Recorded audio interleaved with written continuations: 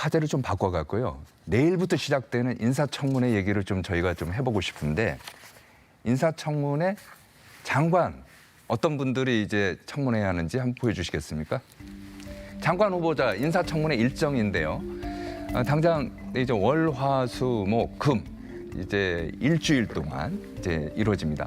당장 내일 이제 강선우 여성가족부 장관 후보자 있고요. 전재수, 정동영.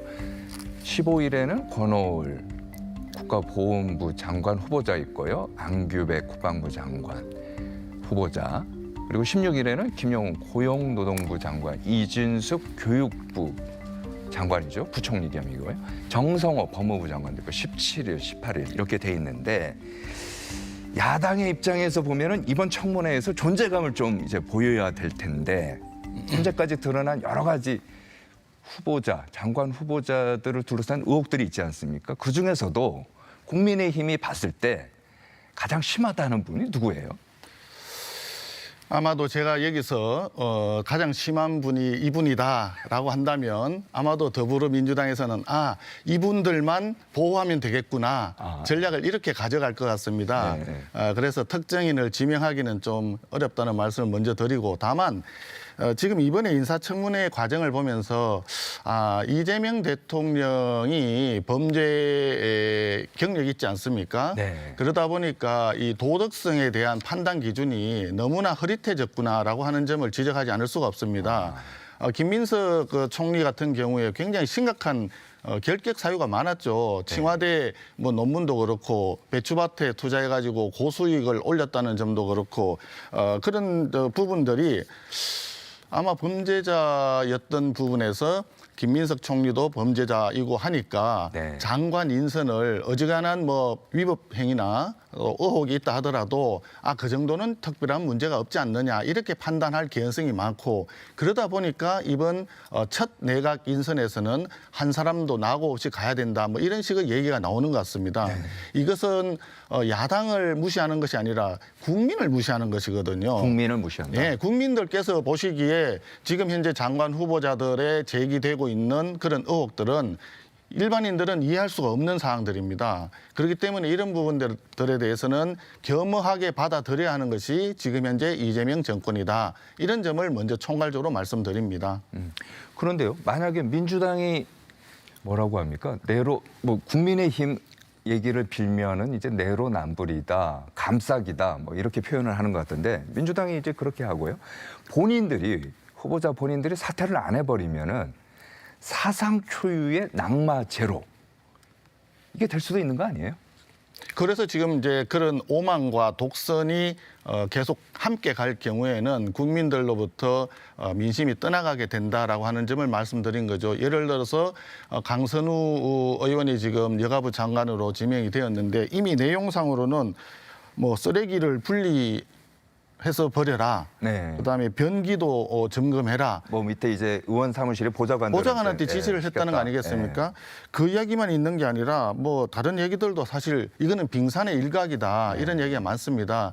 그래서 과거의 사례를 본다 그러면 이것은 옛날에 땅콩 갑질 뭐 이런 이야기 했었는데 땅콩 갑질보다 훨씬 심각한 쓰레기 갑질이다 이렇게 보여집니다. 그런데 문제는 이런 상황이 벌어졌을 때 그걸 대응하는 자세가 문제가 있습니다. 그쪽 강선우 의원 측에서는 그 보좌관이 소통상에 여러 가지 문제가 있었고 다른 보좌진하고 서로 잘 어울리지 못했다라든지 원래 문제 있는 사람이다라든지 이렇게 접근을 했거든요. 이것은 심각한 2차 가해다. 직장 갑질 중에 굉장히 심각한 중증이다 이렇게 보여집니다. 그렇기 때문에 그런 점을 좀 제대로 해야 되는데 이게 왜 이야기 나오느냐 하면은 내부에서 그런 문제가 있다라고 보좌진이 고발을 했다 치면 그 사람한테 문제가 있는 걸로 덮어씌우기를 하지 않습니까? 그러면 그동안에 더불어민주당이 쭉 지내오면서 개인의 인권에 대해서 얘기를 하고 근로자, 노동자들의 인권에 대해서 얘기하고 노동 문제 얼마나 많이 제기를 했습니까?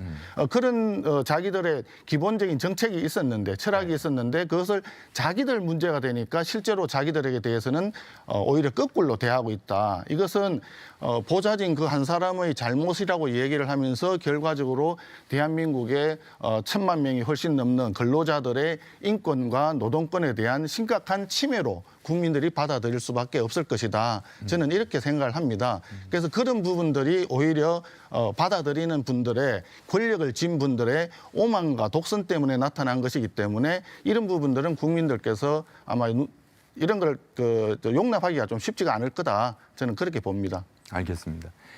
자, 7월 임시국회에서 민주당은 그동안 묵혀뒀던 개혁 입법을 이번에는 반드시 처리하겠다고 단단히 벼르고 있습니다. 당장 윤석열 정부의 거부권 행사로 무산됐던 쟁점 법안들을 일괄 처리한다는 방침인데요. 자, 국민의힘 어떤 전략을 갖고 계신지 지금부터는 이 얘기를 집중적으로 들어보겠습니다. 먼저 현안으로 떠오른 법안들 어떤 것들이 있는지 보시겠습니다. 7월 임시국회 처리 예상 법안, 노란봉투법, 그다음에 양국관리법과 연관이 있는 농업사법 있고요. 방송법, 방송문화진흥회법, 한국교육방송공사법을 포함한 방송 3법, 그리고 최근에 합의가 됐습니다마는 재개정을 추진하고 있는 상법 요게 있고요. 집중투표제, 감사위원 분리선출 확대 이런 게 있는데, 자, 협상이라는 게요.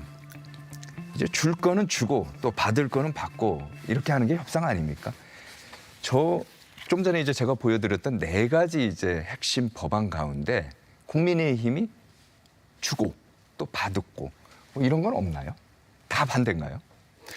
이미 상법 같은 경우에는 원래 2가지가 있었는데 그때 3가지를 더 추가로 이제 더불어민주당에서 주장을 했죠. 그런데 우리가 반대를 하고 있으니까 이 5가지를 전체를 다 일방적으로 통과를 시키려고 해서 이 부분에 문제가 있다 해서 경영권 보호라는 부분하고 그다음에 자본시장은 육성이라고 하는 부분 양쪽을 저희들은 좀 조화롭게 접근해야 되겠다 해서 협상을 하자고 했죠. 네. 그래서 우리도 진양적으로 검토하겠다 해서 그중에서 문제가 있었던 부분들은 좀 제외하고 나머지 부분만을 가지고 일단 합의해서 상법을 통과를 시켰습니다.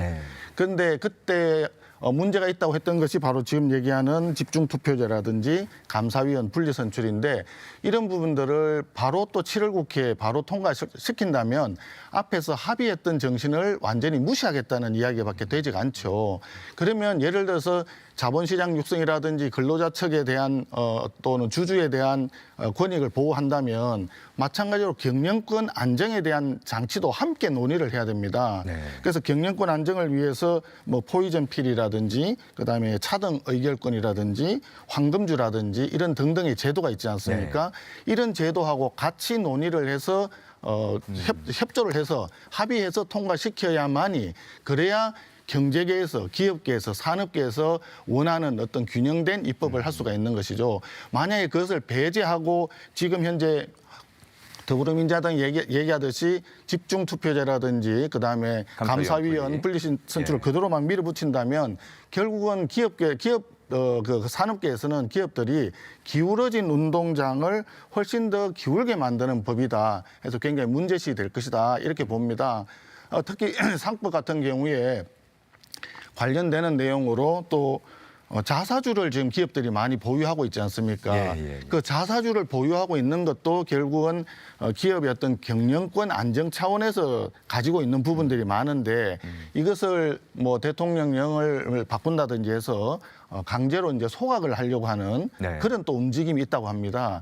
이런 부분들은 특히나 기업들로 하여금 적극적으로 투자를 하고 고용을 확대하고 이런 노력을 무산시키게 되는 결과가 됩니다. 그러면 대한민국 경제가 지금 굉장히 어려운 상황인데 기업들이 경제하려는 마인드, 투자하려는 마인드를 위축시키면 결과적으로 그 피해는 1차적으로 경영자나 그 회사의 노동자들이 지겠지만 전 국민이 다 책임을 분담하게 되는 피해를 입게 되는 그런 결과가 우려됩니다. 그렇기 때문에 이 부분에 대해서는 더불어민주당과 이재명 정부에서도 반드시 야당이 대표하는 많은 국민들의 목소리에 귀를 기울이고 경청해야 된다 이렇게 생각을 합니다. 방송 3법은 어떻습니까? 방송 3법도 심각합니다. 거기에 나오는 내용 중에 하나가 공영방송의 사장 추천위원회를 100인 이상의 일반인 추첨하듯이 그렇게 한다고 하는데 전 세계에 이런 사례가 있는지 제가 다 알지는 못합니다만은 굉장히 심각하다. 좋은 말로 포장을 하기를 방송을 국민 여러분께 되돌려준다라고 하고 있지만 실제 내용은 지금 더불어민주당이나 민주노총이나 이런 쪽에 가까운 좌파 성향의 어떤 단체들이 방송을 전부 장악하는 그런 결과가 될 것입니다. 현재 인사권뿐만이 아니라 방송의 어떤 편집권 이런 부분에까지도 이분들이 관여하게 되면 결과적으로 이 방송이 과연 정치적인 중립성이나 독립성을 유지할 수 있을까 심각한 우려가 됩니다. 그렇게 되면 결과적으로 앞서 말씀드렸듯이 이재명 정권이 더불어민주당과 함께 일당 독재를 완성하는 어떤 그런 방향으로 가게 된다. 그것을 국민들이 굉장히 지금 문제시하고 있다. 그 말씀을 꼭 드리고 싶습니다. 알겠습니다. 8월 중순하고 하순쯤인가요? 이제 전당대회 해갖고 당대표 뽑지 않습니까? 지금 당대표가 공석인 상황인데 뭐 특정인을 얘기하는 게 아니고요. 이런 분이 좀 됐으면 좋겠다 하는 뭐 그런 게 있나요? 제가 생각할 때는 우리 당이 다시 태어나기 위해서는 새로운 리더십이 좀 필요하다 이렇게 생각을 합니다. 그동안에 이제 뭐 그 대선 때라든지 그 이전에 오랜 시간 동안에 국민들로부터 조금 식상한 느낌을 주시는 분들이 또 나와서 하게 된다 그러면 국민들이 받아들일 때는 결국은 뭐 그 정도구나 이렇게 될 우려가 있다고 봅니다. 그래서 미래를 준비하는 어떤 그 새로운 리더십으로 AI라든지 반도체라든지 이런 등등의 산업체의 경쟁력을 키울 수 있는 아이디어를 가지고 있는 분, 또 지역의 어떤 분열돼 있는 지역 감정이라든지 또 남북 분단까지를 포괄해서 전체를 통합하는 어떤 리더십을 가지고 있는 분이라든지 그런 새로운 아이디어를 가지고 우리 당을 살리는 것뿐만이 아니라 우리 대한민국을 살리는 그런 생각을 가지고 있는 분들이 많이 나타나시면 국민들께서 다시 한번 우리 당에 대해서 뭔가 새로운 분위기로 가고 있구나. 그래도 다시 미래가 좀 보이는구나. 이렇게 생각하지 않을까 싶습니다. 자, 한정된 시간 때문에 그런데요. 미처 못다한 말씀이 있으면 짧게 해주시겠습니까? 예, 그 더불어민주당과 이재명 정권은 그다음에 문재인 정권을 지나오면서 우리 국민들이 볼 때는 정치가 너무 타락했다고 보여집니다. 그래서 지금보다는 좀 더 깨끗한 정치, 현재보다는 좀 더 정직한 정치, 우리 사회가 좀 더 반듯한 사회가 될 수 있도록 정치권이 자정 노력을 해야 될 때가 아닌가 생각을 합니다. 우리 이번에 비대위에서 전당대회를 준비하면서 그런 방향으로 갈 수 있도록 최선을 다할 것이고 지금 저희들이 상당히 어려운 상황에 있습니다만은 국민 여러분들께서 다시 한번 시간을 주고 좀 지켜봐 주시면 우리가 자체 역량도 키우고 그다음에 더불어민주당의 독재적인 그런 움직임에 대해서도 우리가 투쟁을 하면서 국민 여러분들의 신뢰를 다시 한번 얻을 수 있도록 하겠습니다. 사랑의 매 달게 받겠습니다. 지켜봐 주시기를 다시 한번 간곡히 당부드립니다. 네, 오늘 말씀 잘 들었습니다. 감사합니다. 네, 지금까지 국민의힘 송원석 비상대책위원장 겸 원내대표와 함께했고요. 지금부터는 여당인 더불어민주당 얘기 들어보겠습니다.